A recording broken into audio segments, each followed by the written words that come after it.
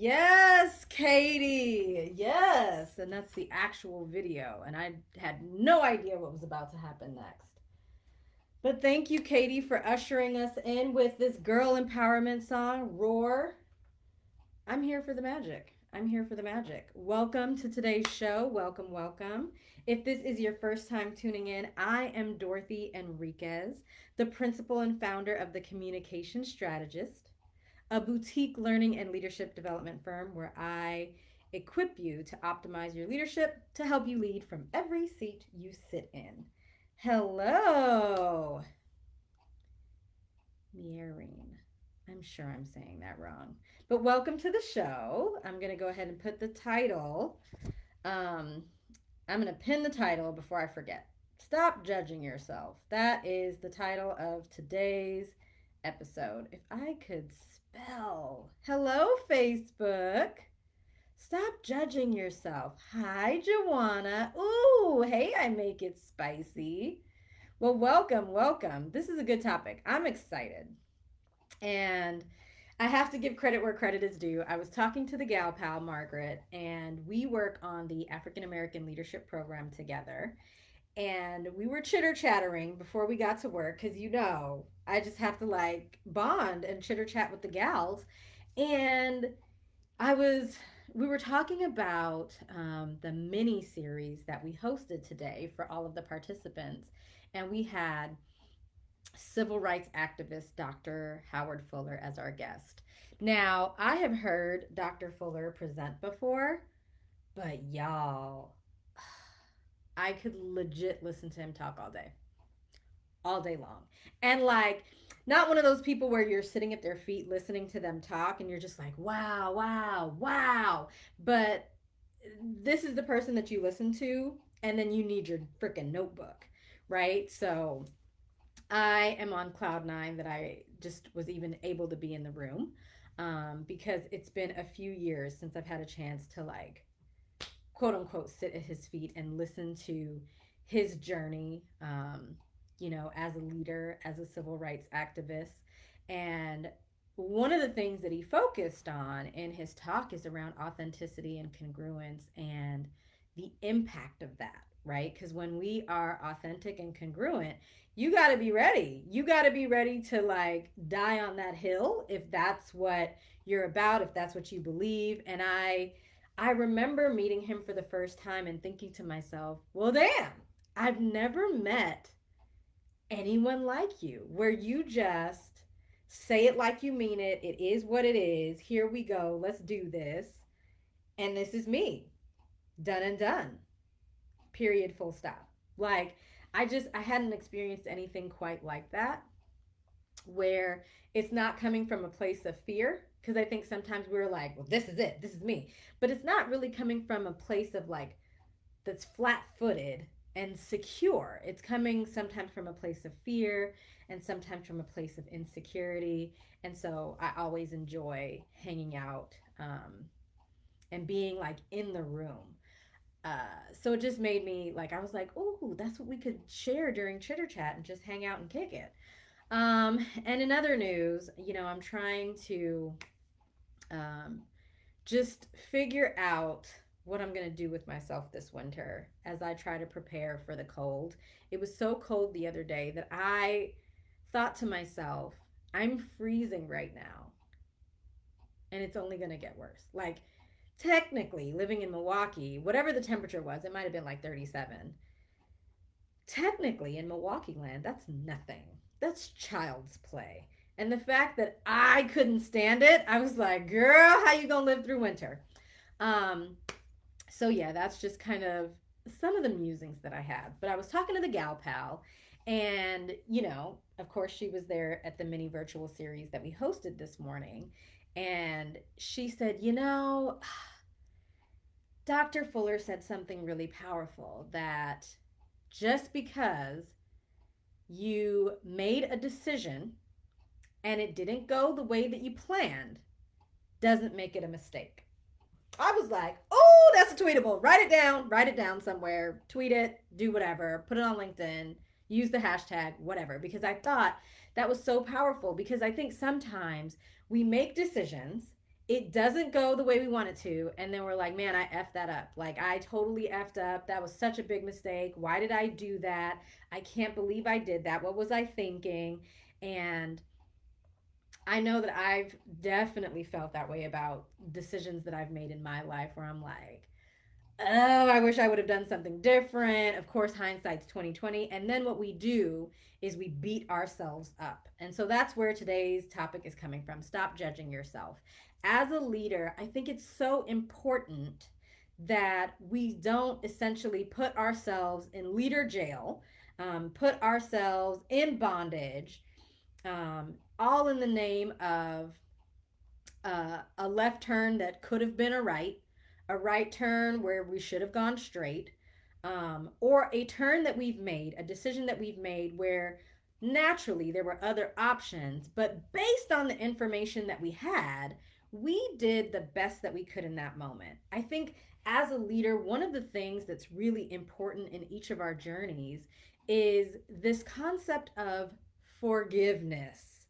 And sometimes I have noticed, even in my own journey, it is easier, even in the difficulty of it all, it's easier to forgive somebody else faster than you forgive yourself for quote unquote the wrong turn, so the decision that we in hindsight think we should have handled differently or made differently or shifted, switched up, whatever the case may be.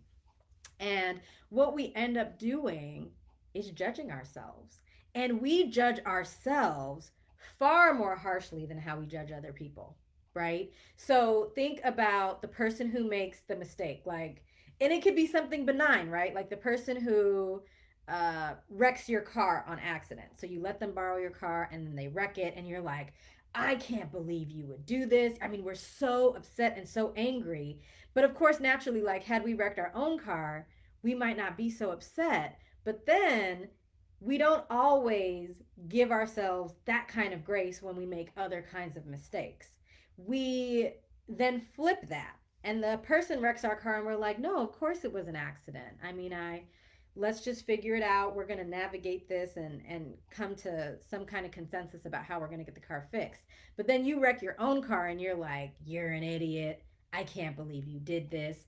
This, how are you going to get around? You don't have the money for the deductible. What were you thinking? You should have been paying closer attention. And then we beat ourselves up. Granted, we're walking away with our lives. And so in that example, it's like, okay, it was just a car. But what happens when, you feel like you've selected the wrong career?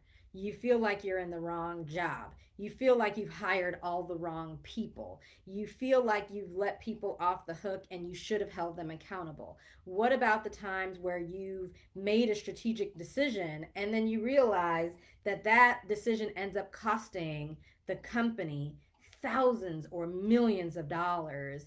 Then it ends up feeling far worse and far heavier than a wrecked car, for example.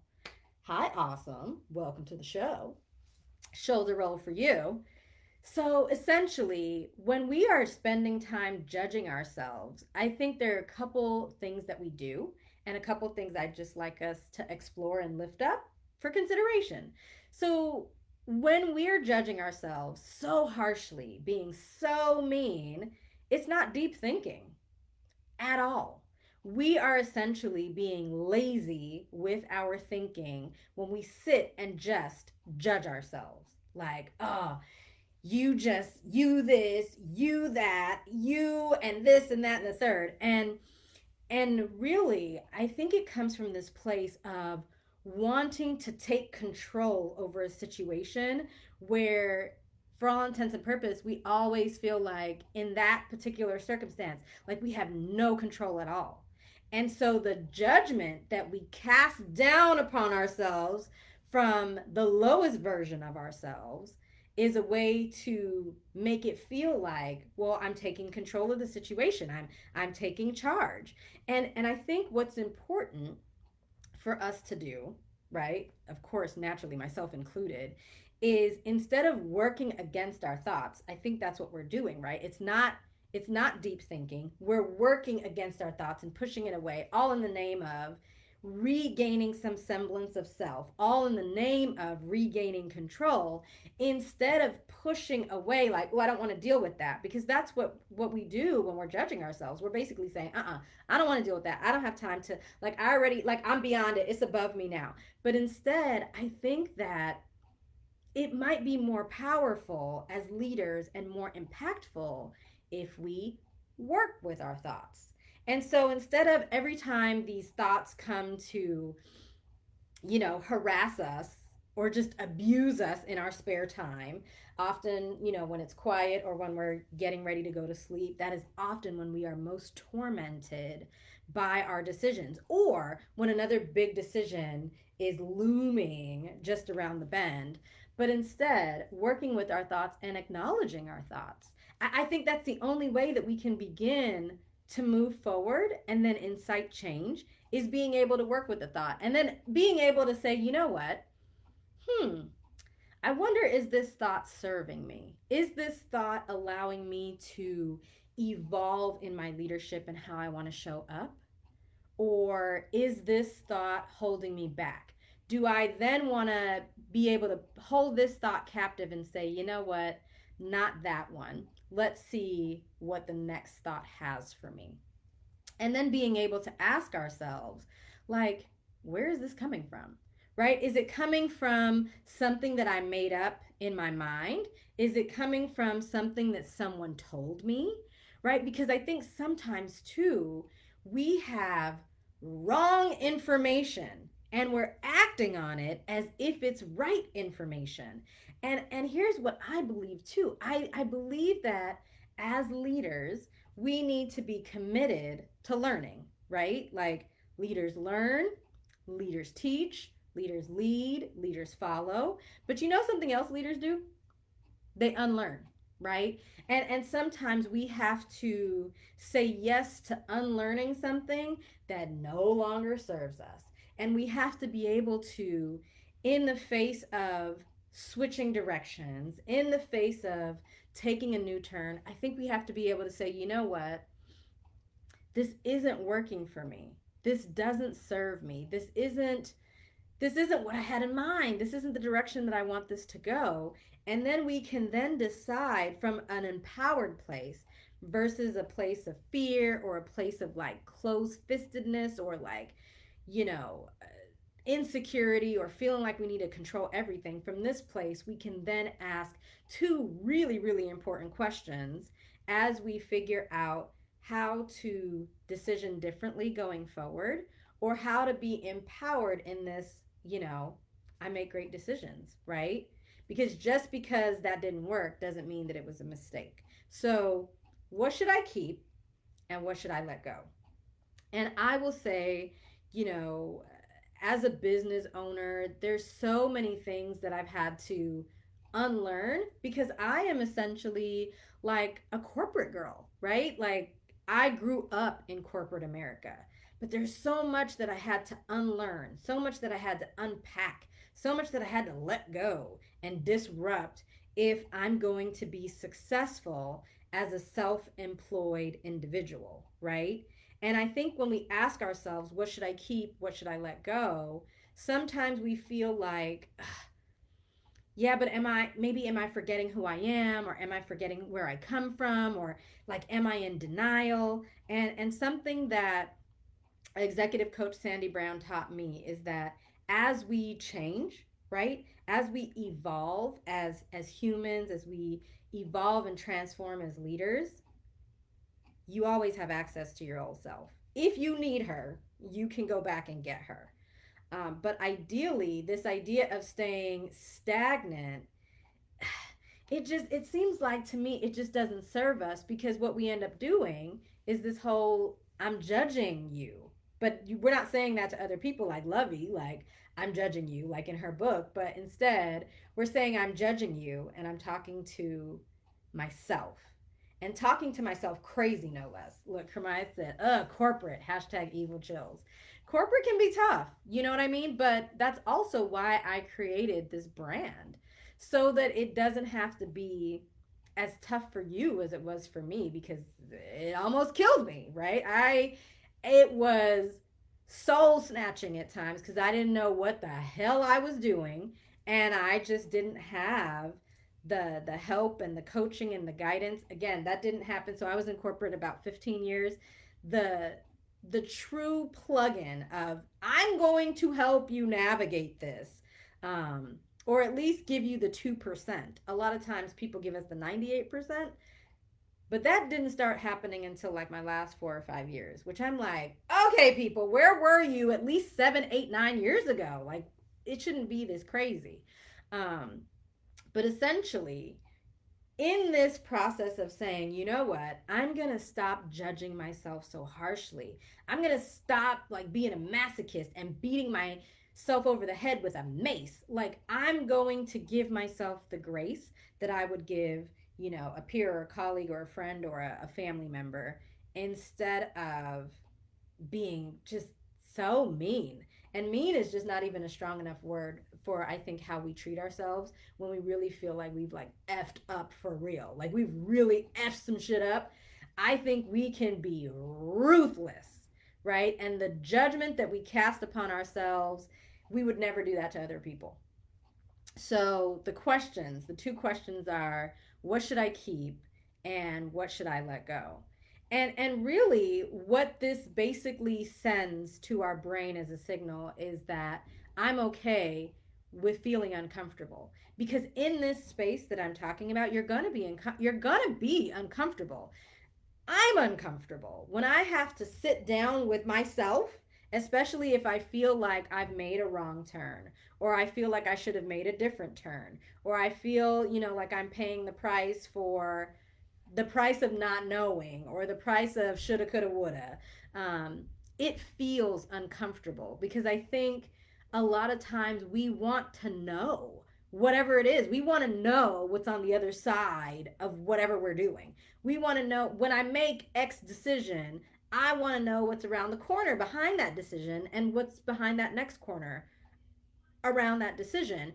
And that's not how life works. And I think a lot of us have learned that the hard way. Like we can only have so much foresight. And of course, we can seek advice and guidance. But ultimately, I think most of us are going to do what we want to do. And then we have to be able to sit with that. We have to be able to sleep with it. And we have to be able to live with it. Right? But judging ourselves, I don't think that gets us to where we want to go at all. Hi, Black Girls Wine. Welcome. We're just having, some chitter chatting around this concept of not judging ourselves, especially, right? Sparkles, especially not judging ourselves so harshly. So I think what we often do is we take residence, like we sit in this seat of judging ourselves because it feels safe. It, like our human brain, we literally have to train it to behave, right? Because that negative self-talk, the speed at which our brain generates negative self-talk is a lot faster than it generating positive self-talk. So that's part one. And then for whatever reason, our brain defaults to negative, bad, not good. It just naturally defaults to that, and we have to train it to do other stuff. But when we feel like we have effed up, when we feel like we've made a mistake, we naturally go to the place that feels comfortable because it feels like a safe place. That place of judgment, that feels oh so familiar. Let me tell you why you suck, Dorothy. Let me tell you why you're not good. Let me tell you why you don't make good decisions. Let me tell you why you should never make a decision again and you need to consult 50, 11 people before you. But what this does, right, when we're judging ourselves like this, it erodes confidence, right? It erodes against our self efficacy and belief that we can, belief that we will be successful in whatever we set our minds to. And what it does ultimately when we live in this space of judgment of self is it causes us to shrink, because then now we have all this self doubt. We feel like an imposter, like Hermione said. We are our own worst critic, and we've got to find creative ways to consistently check that and control for it so that we can stop judging ourselves, like, for real, for real. And so I think that the last thing that we do in this space of judgment, the way that we problem solve, here's a good way to know if you're judging yourself and if you're being like mean. And again, mean's not a strong enough word. If you've got a stronger word than mean, let me know. Ashley said, "Woo, Dorothy, I was just talking to my hubs about this." Right? Right? Cuz this is what we do. This is we be out here like this.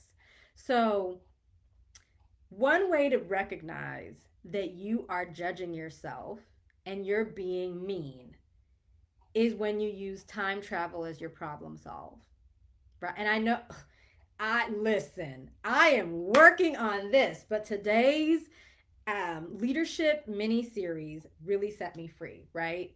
And it's this idea that, you know, you made a decision. Just because it didn't work doesn't mean it was a mistake. And at the end of the day, sometimes each of these decisions and our mistakes as well are serving us in a way that we can't see until the next thing happens.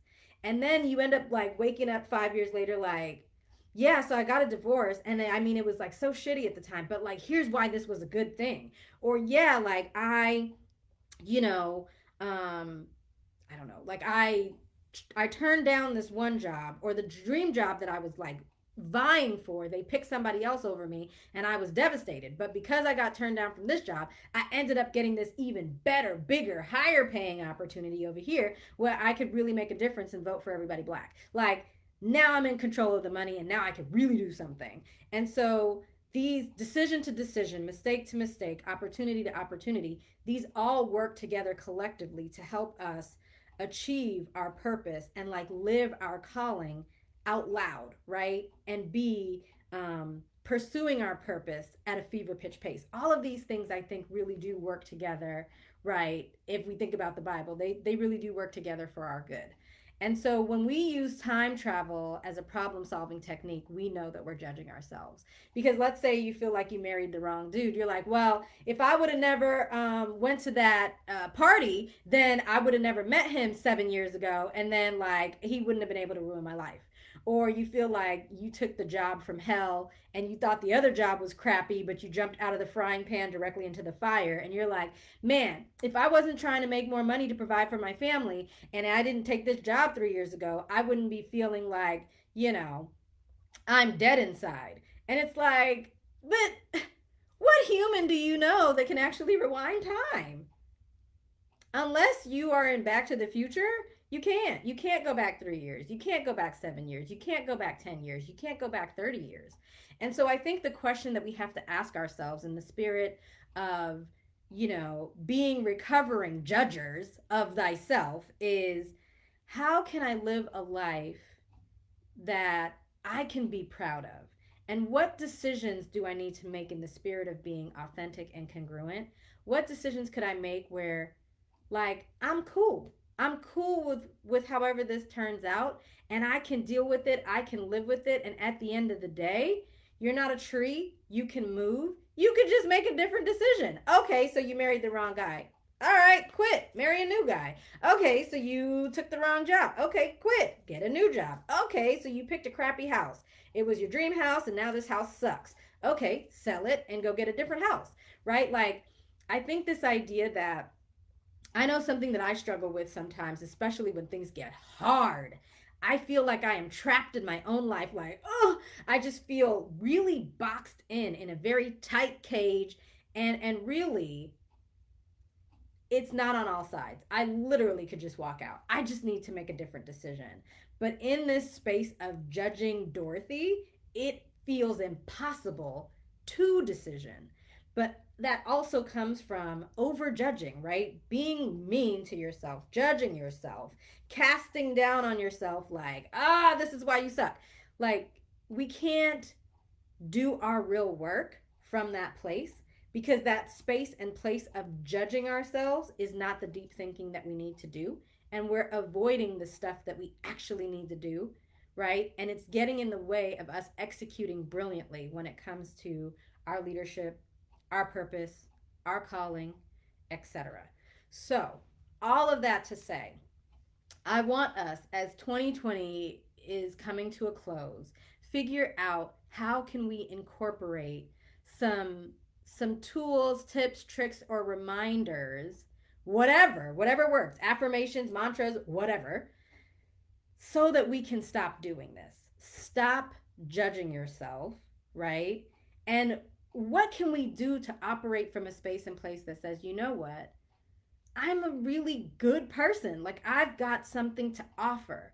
I've got these talents and skills and capabilities that have been placed on the inside of me that really I need the right platform to let it out and share it so that other people can literally get the baton and do what they need to do.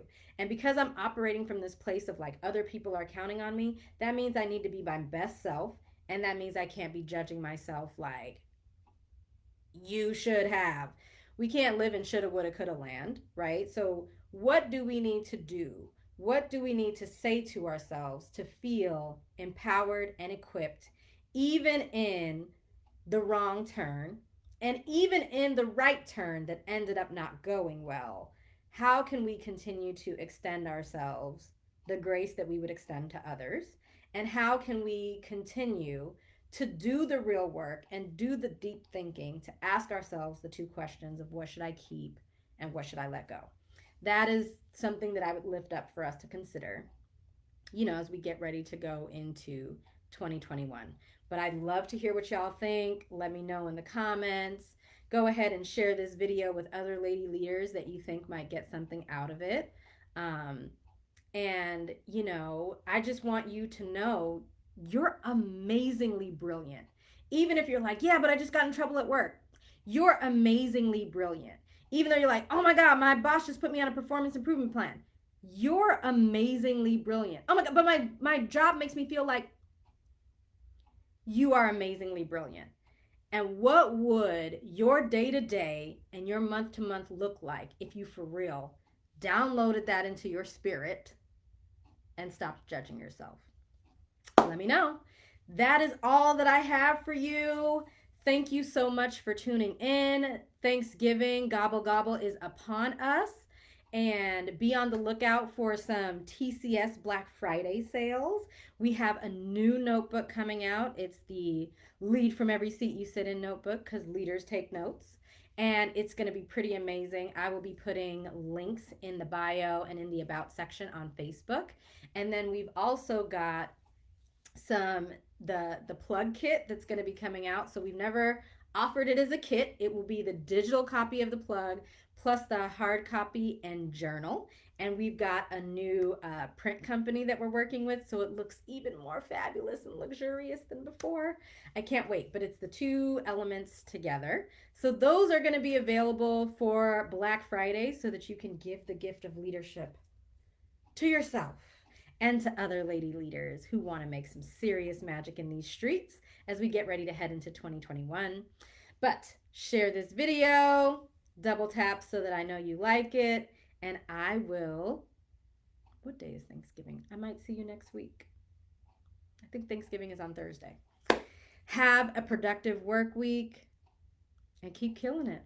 You got this. Bye, y'all. Facebook. You know you always get the last shoulder roll. Ew, yes. See, look, I got sparkles for y'all today. Have an amazing workday. Bye, y'all.